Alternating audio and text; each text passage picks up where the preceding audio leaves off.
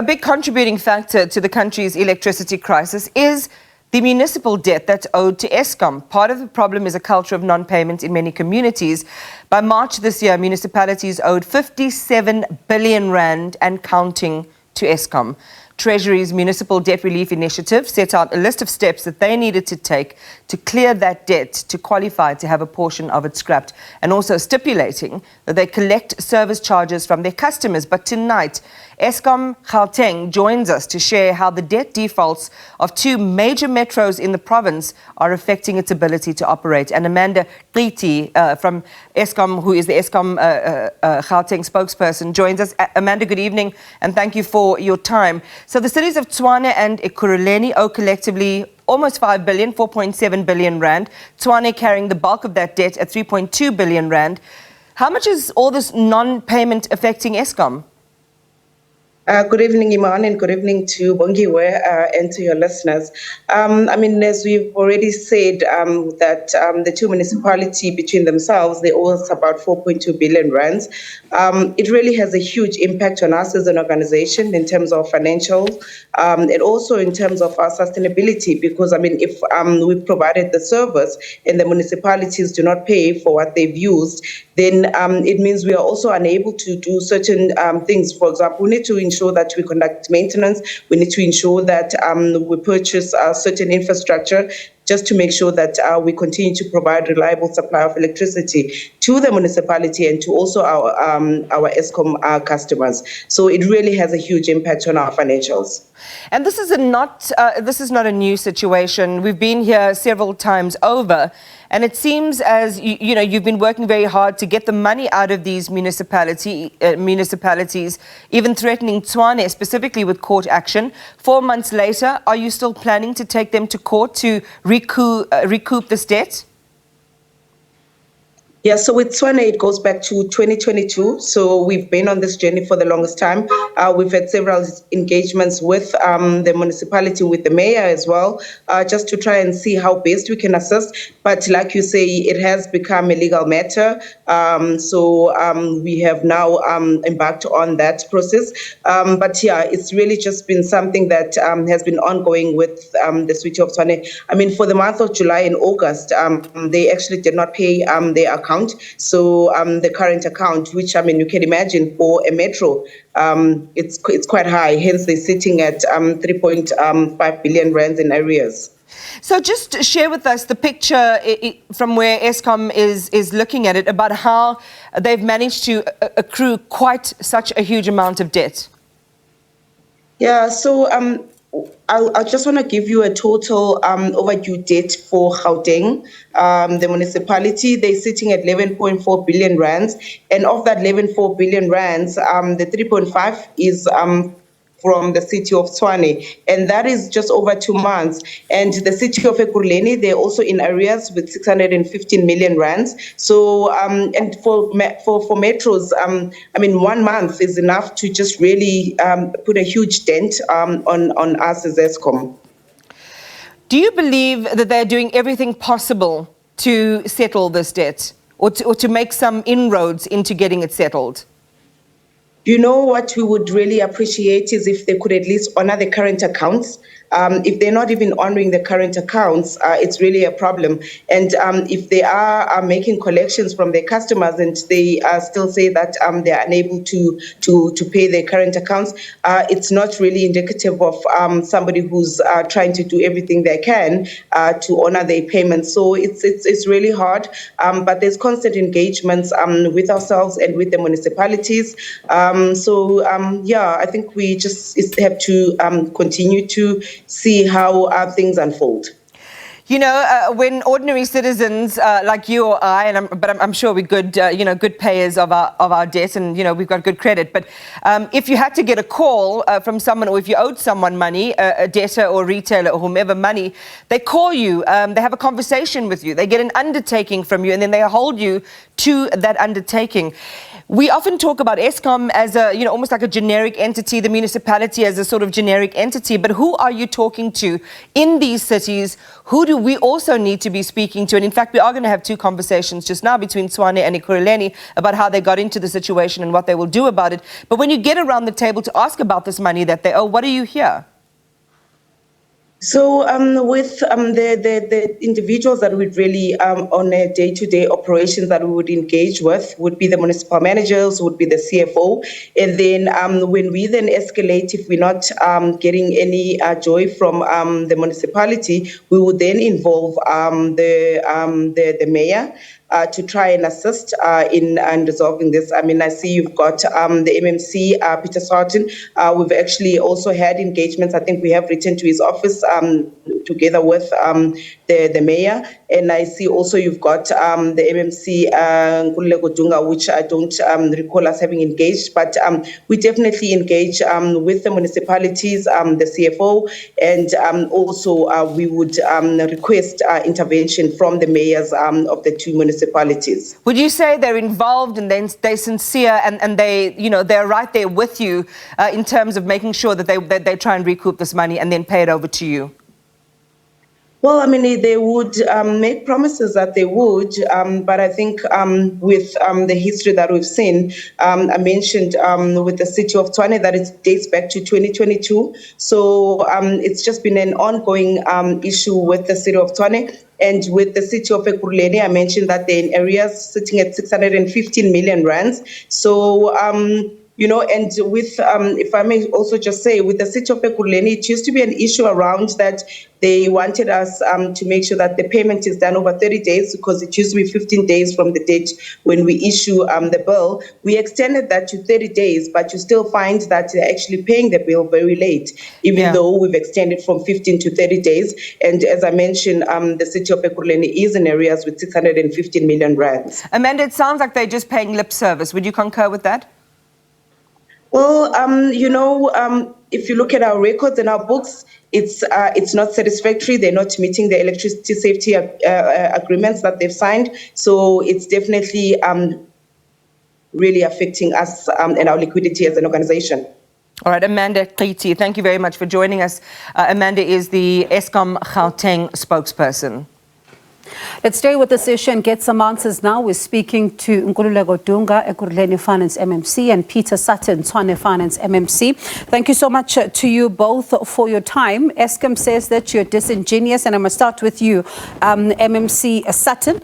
It says that there's been engagements with your office, and it does look like there are promises that are being made but not being kept. Yeah, look, we have been open and honest with Eskom, and we've been engaging with them in terms of payment arrangements. We do keep to those payments arrangements as best as we can. We engage with them. The city manager's office is consistently engaging with them.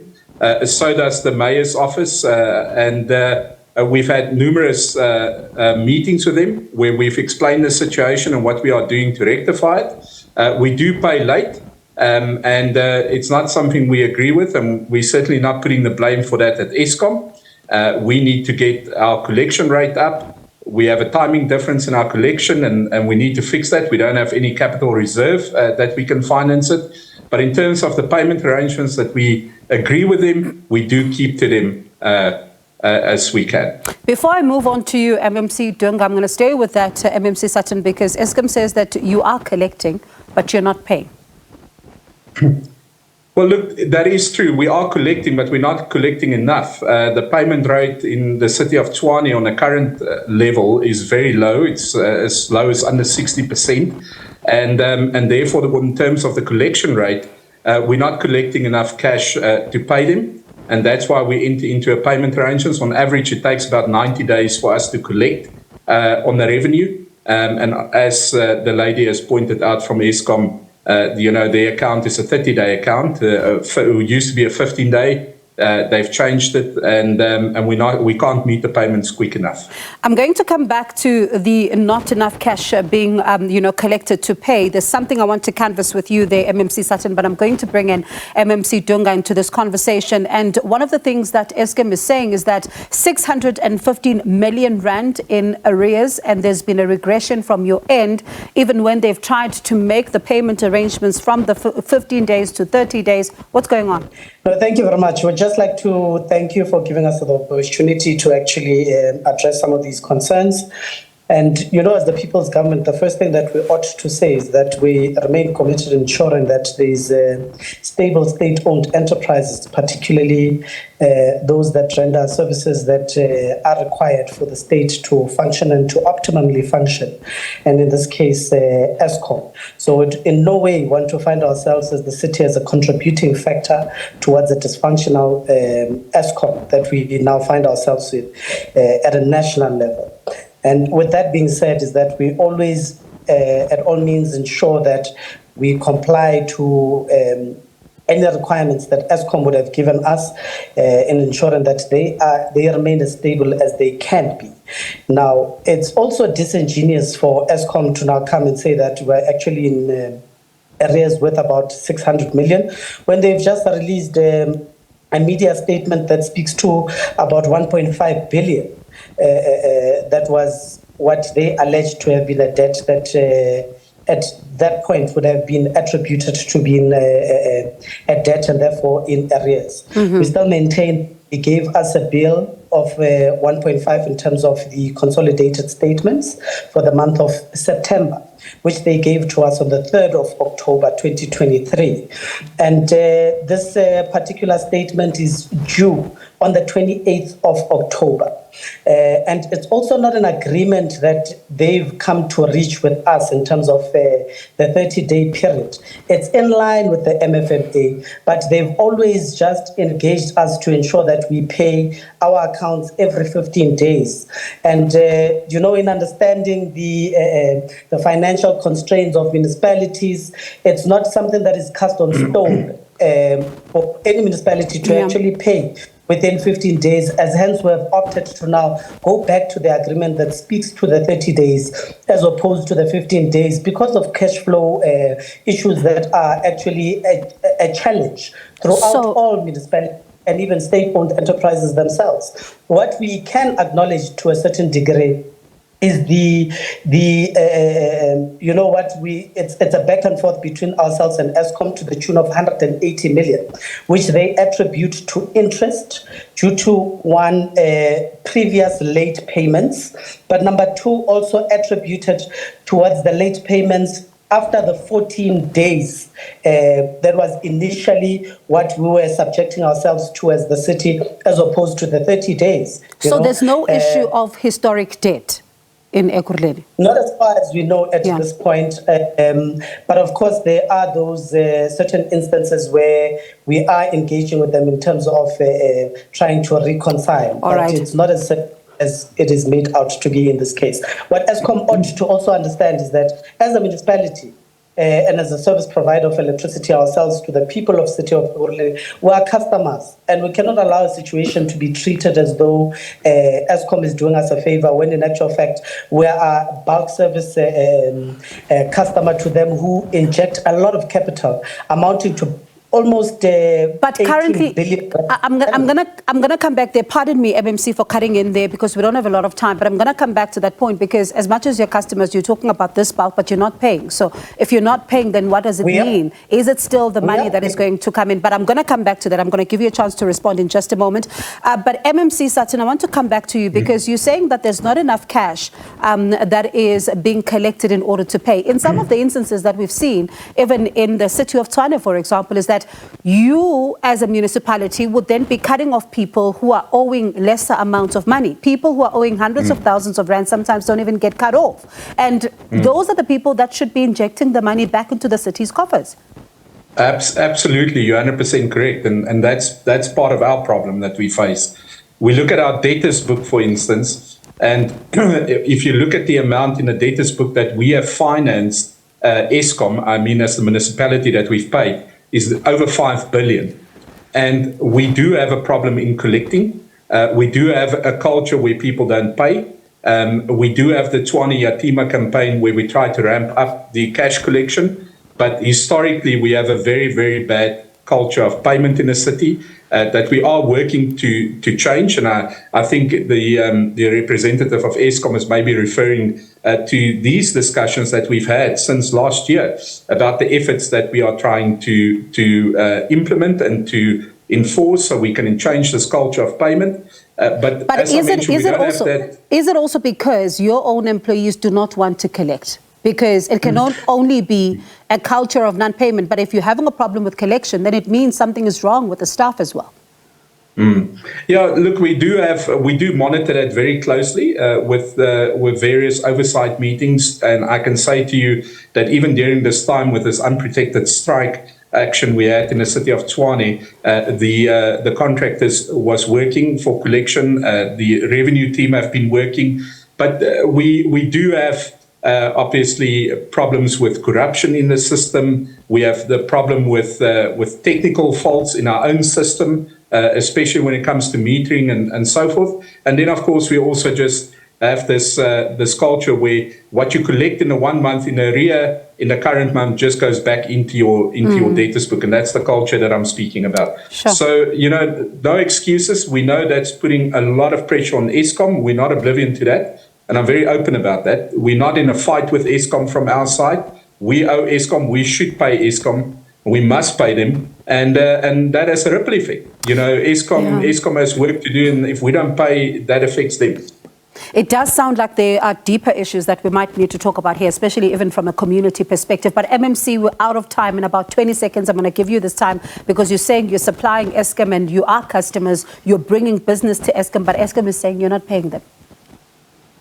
Yeah, no, we are paying them. Some of the things that we have actually engaged with them on was that the areas where Eskom is actually servicing our people, we have seen that we only receive about 60%, if not less, in terms of the collection rate.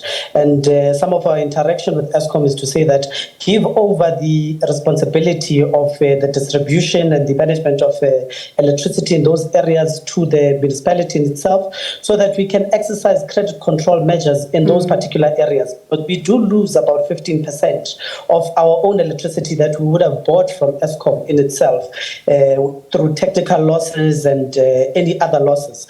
But the biggest thing that they can do for us is to actually come up to an understanding and an agreement that in those areas where they are servicing directly households and entities, that they give over that responsibility to the city. And in that way, we can even increase ourselves in terms of revenue through credit that we can institute. But we do not owe Eskom. We have paid them. We do not have anything that is overdue. The only thing that is left here is a bill that we are going to service before the 28th of October 2023. So I do hope that one day we all have a conversation, Eskom included, the communities included, because this does look like it's a multi-pronged problem that everybody needs to come together to the party in order to really do address. But let me thank you both for your time, as you then have been given that right of reply. That was Nkululeko Dunga, Ekurhuleni Finance MMC, and Peter Sutton, Tshwane Finance MMC.